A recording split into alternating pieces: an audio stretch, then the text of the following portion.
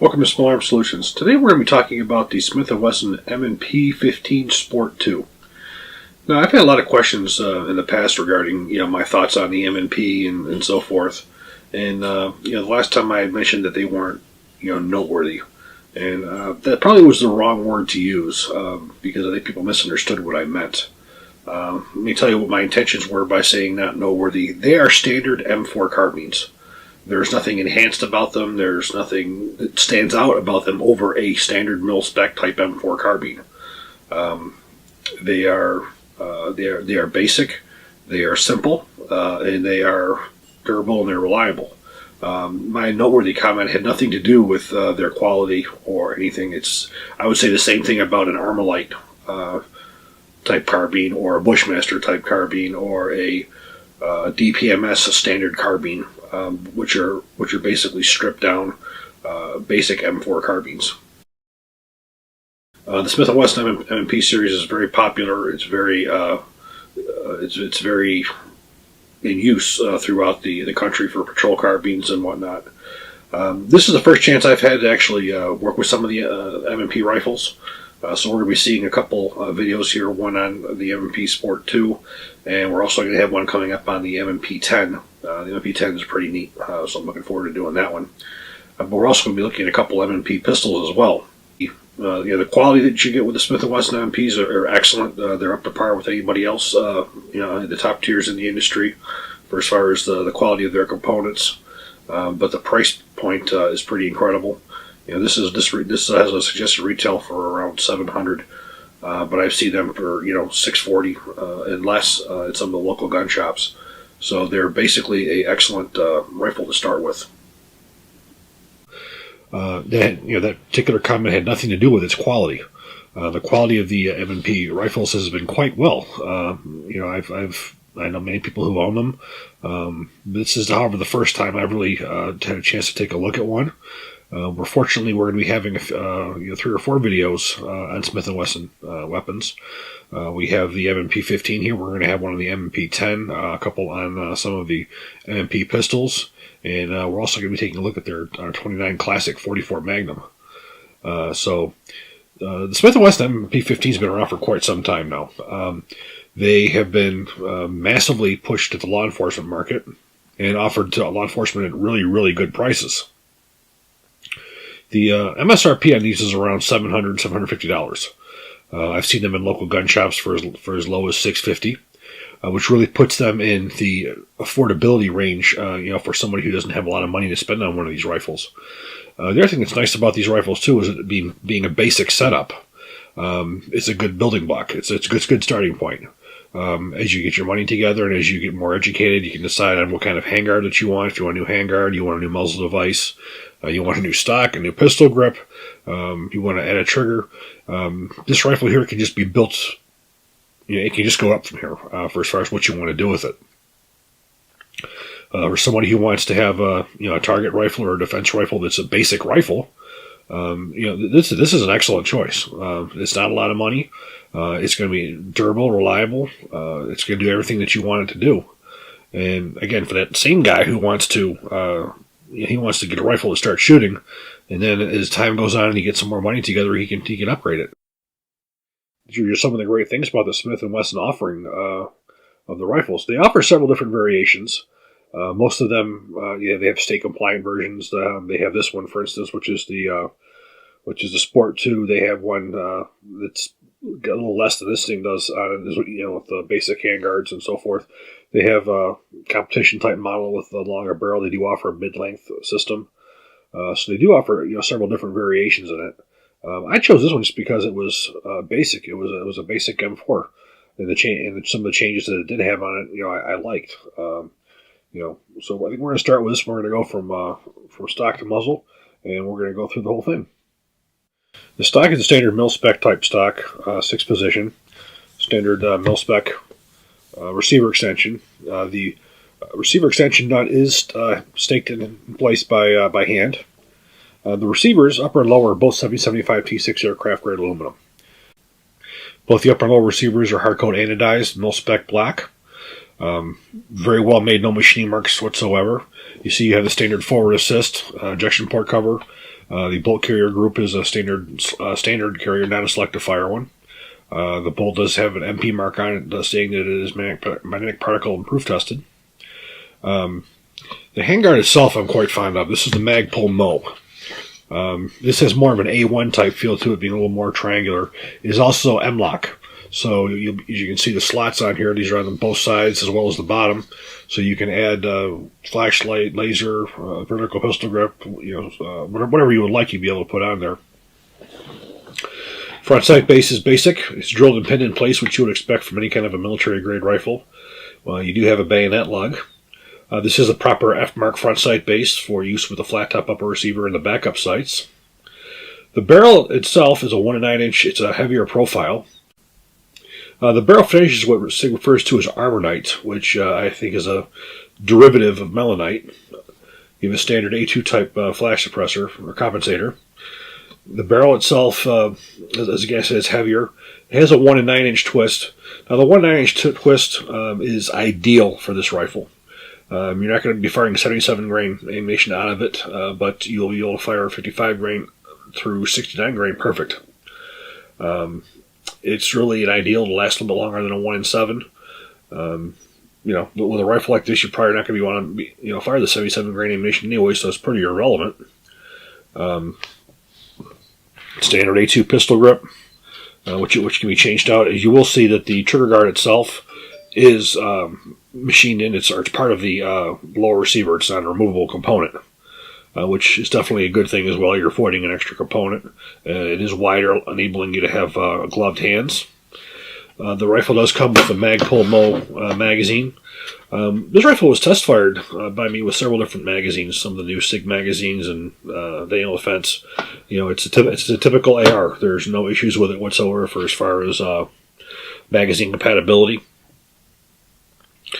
For as far as the muzzle device is concerned, again, we're standardized. You can put anything that you want on it. This rifle can be suppressed without an issue as well. Let me take a look at the left side.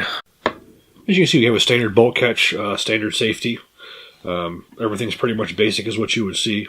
Now, the optic does not come on it. This is the Romeo 7, which I just used to test fire the rifle with. It does come with a Mo rear backup sight. The trigger is a standard mil-spec type trigger. This one was about 7 pounds. It was your typical military grade trigger. Again, that's something else if you wanted to swap out, you'd have no problem doing at all. So, in a nutshell, that's really what you have here. It's all standard M4. I think what we're going to do now is we're going to take this out to the range and we're going to see how it shoots. We're going to put a few rounds through the M&P 15 here. I actually got some new magazines recently from SIG. These are two different SIG magazines I got off of their web store. Never used them before, so we're going to actually see how these work.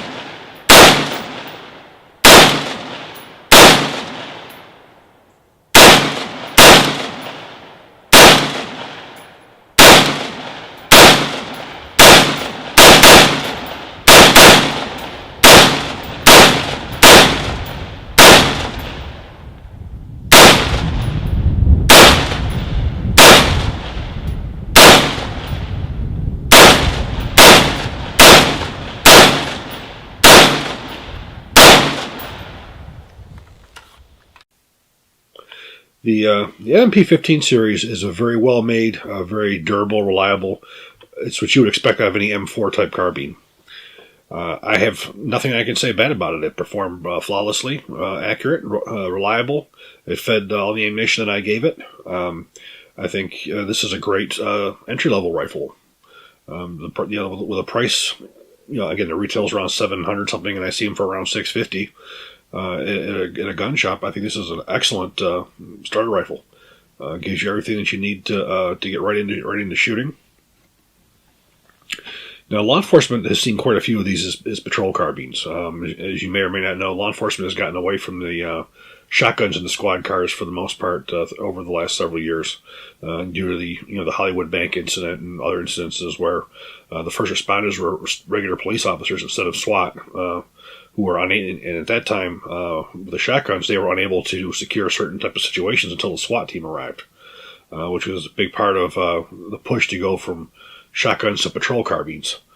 Smith & Wesson has offered these at incredible prices to law enforcement in the line of patrol carbines. Not so much for SWAT. SWAT's more looking for the selective fire type rifle, so I don't think you'll see as many of these in SWAT, but you'll see quite a few of them in the role of patrol carbines.